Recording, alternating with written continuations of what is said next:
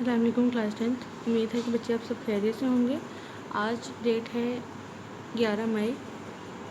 Class 10th class में हमने जो है वो आपके सबक नंबर 5 मुझे मेरे दोस्तों से पढ़ाई का आगाज़ के सबक की पढ़ाई का आगाज़ किया था।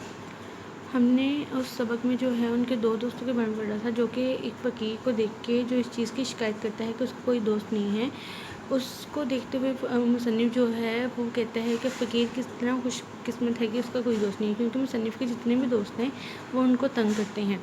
मुसन्निफ़ के हमने दो दोस्तों के मतलब पढ़ा था। एक उनके अहमद मिर्ज़ा दोस्त, जो कि जब भी आते हैं तो तूफ़ान बर्पा करते हैं, और दूसरे उनके मोहम्मद तहसीन जो दोस्त के मतलब पढ़ा था, जिन्हें सिर्फ़ और सिर्फ अपने बीवी बच्चों की ही फ़िक्र रहती है।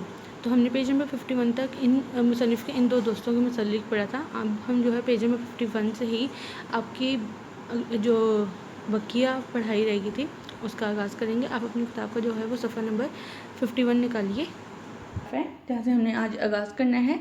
जो लाइन आपको बच्चे मार्क ब्लॉक में आ रही है नज़र, उसको मार्क कर लीजिएगा। इसी तरह मेरे मुकदमेबाज दोस्त हैं जिन्हें अपनी रियासत के झगड़ों, अपने फ़रीक के मुखालिफ की बुराइयों और जज साहब की तारीफ़ या मजम्मत की तारीफ़ इस हालत में जब उन्होंने मुकदमा जीता हो और कोई मजबूर नहीं सुना। मने जुमला और बहुत से मुख्तलिफ़ किस्मों के दोस्त हैं। मैं मोहम्मद शाकिर खान साहब का जिक्र खसूसियत से करूँगा क्योंकि वो मुझ पर ख़ास इनायत फरमाते हैं। शाकिर खान साहब मौज़ा सलीमपुर के रईस और ज़िला भर में नहायत मोअज़्ज़ज़ आदमी हैं। इन्हें अपनी लियाकत के मुताबिक लिटरेचर का बहुत शौक़ है। लियाकत यानी कि काबिलियत। लिटरेचर पढ़ने का इतना ही जितना लिटरेरी आदमियों से मिलने का और तारुफ पैदा करने का। इनका ख्याल है कि अहले इल्म की थोड़ी सी कदर करना उम्रा की शान शान है। एक मरतबा मेरे यहाँ तशरीफ़ लाए और बहुत इसरार से मुझे सलीमपुर ले गए, ये कह के कि शहर में रात दिन शोर शगब रहता है। शोर शगब यानी कि शोर शराबा। देहात में कुछ अर्सा रहने से तब्दीली आबो हवा भी होगी और वहाँ मजबून निगारी भी ज़्यादा इत्मीनान से कर सकोगे। मैंने एक ख़ास कमरा तुम्हारे वास्ते आरास्ता कराया है, अख्तियार कराया है, जिसमें पढ़ने लिखने का सब सामान मुहैया है। थोड़े दिन रह के चले आना, देखो मेरी खुशी करो। मैं ऐसे मोहब्बत अमेज़ इसरार पे इनकार कैसे कर सकता था। मुख्तसर सा सामान पढ़ने लिखने का लेकर मैं इनके साथ हो लिया। एडिटर मुआरफ से वादा कर चुका था। मुआरफ यानी कि एक अदबी रसाले का नाम है। कर चुका था कि ख़ास अरसे में उनकी खिदमत में मजबूम भेजूंगा। शाकिर साहब की कोठी पे पहुंच के मैंने वो कमरा देखा जो मेरे लिए तैयार किया गया। इनकी खिड़की पाएँ बाग की तरफ खुलती थी। पाएँ बाग घर के अंदर जो बगीचा होता है उसकी तरफ, और एक नहायत ही दिलफरेब नेचुरल मंजर मेरी आंखों के सामने होता था।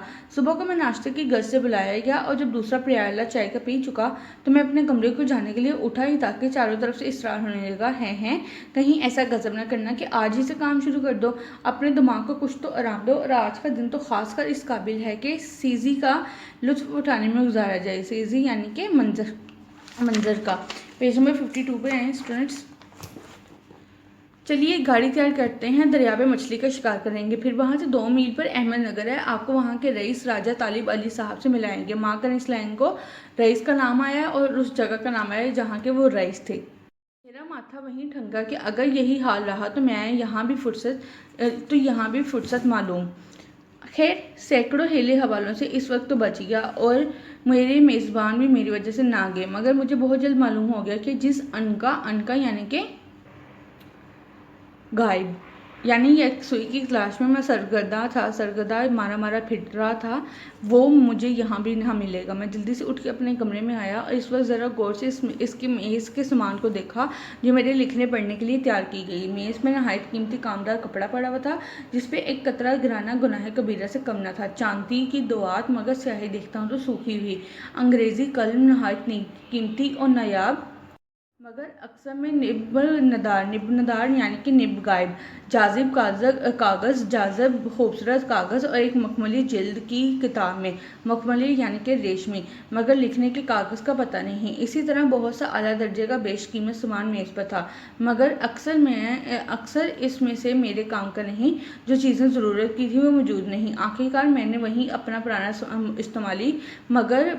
इस्तेमाली मगर मुफीद बुक्स और अपनी मामूली दवात और कलम, जिसने ना अब तक नहायत ईमानदारी से मेरी मदद की थी, और मेरे परा ख्यालात को तेज़ी के साथ कुफ्स कागज़ में बंद किया। कुफ्स यानी कि पिंजरे में, और परा ख्यालात बिखरे हुए ख्यालात, ठीक है, निकाला और लिखना शुरू किया। ये ज़रूर है कि जिन मुर्गान ने खुशनुमा की तारीफ़ में शोरा इस कदर रतबुल लिसान है, मुर्गान यानी जो है वो मुर्गे की जमा है, और खुशनुमा अच्छी आवाज़, और रुतबुल इंसान जो है यानी कि बहुत तारीफ़ करने वाला मदाह। ठीक है, इनकी नायत में मैं खुश नहीं हुआ कि सबके सब मेरे कमरे के नीचे दरख्त पर जमा हो गए और शोर मचाना हो गया। ताहम मैंने कोशिश करके इनकी तरफ से कान बंद कर लिया और काम में हमतन मशगूल हो गया। तन तन तनातन छन तातन तन तन में ऐसा मसरूफ़ था कि दुनिया माफिया की खबर नहीं। यकायक एक तनातन ने चुका दिया। अब ये क्या है? उफ़ो, मैं समझा मेरे कमरे के करीब शाकिर खान साहब के छोटे भाई का कमरा है। माकर इस लाइन क्योंकि उनके कमरे के नज़दीक किसका कमरा था? इन्हें मौसीकी में बहुत दखल है। इस वक्त सितार से शौक फरमा रहे हैं। सितार जो है एक ऐसा साज है, तार वाला साज होता है। ठीक है, उसके बाद ये जो है वो अमीर खुसरू की इजाज़ है। फिर आगे बढ़ते हैं। कोई आधा घंटा उन्होंने मौसीकी की मशक फरमा कर मुझे मेरी ख्वाहिश के मुताबिक महसूस फरमाया, यानी कि लुत्फ़अंदोज़ फरमाया। फिर किसी वजह से वो अपने कमरे से चले गए और खामोशी तारी हो गई। तो मुझे फिर अपने काम का ख्याल आया।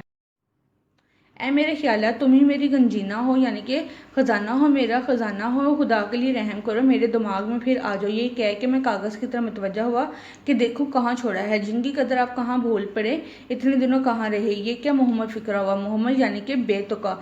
ला हौला वला कुव्वत, मैं भी क्या गड़बड़ कर रहा हूँ। आप कहाँ भूल पड़े, इतने दिनों कहाँ रहे। ये फ़िक्रे तो शाकिर खान साहब ने किसी दोस्त से कहे हैं, जो मैं भी उनसे मिलने आया। मैं मसरूफियत में इन्हें लिख गया। हाँ, तो काट के फ़िक्रा दुरुस्त करना चाहिए। और जिनकी कदर अभी तक मुल्क को कौन को मालूम नहीं हुई है, और बाहर कोई दरवाज़ा खटखटाता है, कौन है? मैं हूँ शब्बन। माँ करें, ये शाकिर का नौकर है। ठीक है, सरकार ने कहा कि अगर आपको तकलीफ़ ना हो तो नीचे ज़रा इसी देर के लिए तशरीफ़ लाइए। कोई साहब आए हुए हैं और सरकार इन्हें आपसे मिलाना चाहते हैं। बादल नाख्वास्ता उठा और नीचे चला गया। शाकिर साहब के दोस्त राजा तालिब अली साहब तशरीफ़ लाए थे।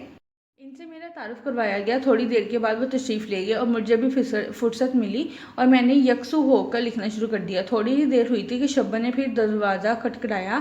मालूम हुआ मेरी फिर याद हुई, हमारे मेज़बान के कोई और दोस्त आए हुए हैं और मैं उन्हें दिखाया जाऊँगा। गोया मैं भी मिसल यानी कि मिसाल इस अरबी घोड़े के था जिसे मेज़बान ने हाल ही में ख़रीदा था और जो हर दोस्त को अस्तबल से मंगा कर दिखाया जाता था।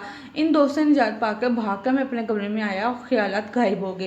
फ़िक्रा इस सरनो फिर बनाना पड़ा। तबीयत अचाट हो गई। बाहज़ारे वक्त बैठा और लिखना शुरू किया। अब की मरतबा खुशकिस्मती से कोई एक आध घंटा ऐसा मिला जिसमें कोई आया गया नहीं। अब मेरा कलम तेज़ी से चल रहा था और मैं लिख रहा था। हमको कामिल यकीन है कि हमारे मुल्क के काबिल नौजवान जिन्हें तफ्तीश और तहकीकात का शौक़ है और जो कोलंबस की तरह नई मालूमात और नई दुनिया को वो इल्मी दुनिया ही क्यों ना हो के दरियाफ़्त करने के लिए अपने फिर दरवाजे पे फिर दस्तक क्या है अच्छा दरियाफ़्त करने के लिए अपने कई ख़तरे में डालने से भी खौफ नहीं खाते। ज़रूर इस तरह मुतवज्जा होंगे और अपनी कोशिशों से मौजूदा फिर दरवाज़ा जो है वो खटखटाया गया। हाँ हजूर, सरकार आपका इंतज़ार कर रहे हैं। खाना ठंडा हुआ जाता है। उफ़ो, मुझे ख्याल नहीं रहा। सरकार से अर्ज़ करना मेरे इंतज़ार न करें, मैं फिर खा लूँगा और इस वक्त मुझे कुछ ऐसी भूख नहीं है। आइंदा नस्लों को ज़ेरे बार एहसान करेंगे। यही नौजवान है जो कौम की कश्ती को खुदा की मदद पर भरोसा करके ख़तरा से बचाते और साहिल मुराद तक पहुँचाते हैं। ज़िंदगी और मौत का लाहिकल मसला, यानी कि ऐसा मसला जो हल होने वाला ना हो। ठीक है, दस्तक क्या है? सरकार कहते हैं अगर आप थोड़ी देर में खाएंगे तो हम भी इस वक्त खाएंगे, मगर खाना ठंडा होकर बिल्कुल ख़राब हो जाएगा।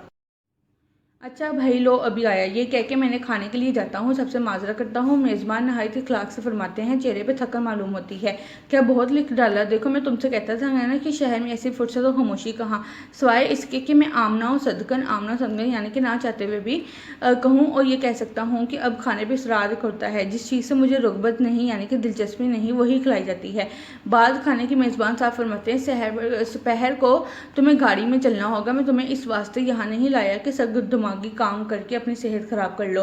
वापस कमरे में आकर मैं थोड़ी देर इस घर से लेटता हूँ कि ख्यालात जमा कर लूँ और फिर लिखना शुरू कर दूँ, मगर अब ख्यालात कहाँ। मज़बून उठा के देखता हूँ ज़िंदगी और मौत का लाइक़ल मसला, यानी इसके मुतालिक क्या लिखने वाला था। इन अल्फाज के बाद कौन से अल्फाज दिमाग में थे अब कुछ ख्याल नहीं कि इसको पहले फ़िक्रों से क्यों का रब्त पैदा करना है। रब्त यानी कि वास्ता। यूं ही बड़े बड़े नींद आ जाती है, तीसरे पहर उठता हूँ तो दिमाग बहुत सही पाता हूँ। ज़िंदगी और मौत का लाहिकल मसला बिल्कुल हल हो जाता है, पूरा फिक्रा आने की तरह साफ हो जाता है।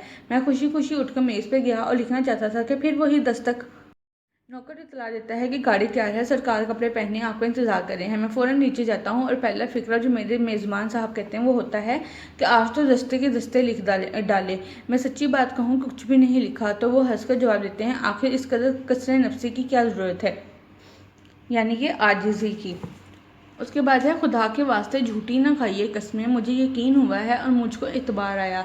मिल मिला के शाम को वापस आए, खाने के बाद बातें होती रही। सोने के बाद अपना दिन भर का काम देखता हूँ तो एक सफ़े से ज़्यादा नहीं लिखा, वो भी बेरब्तो बेसिलसिला।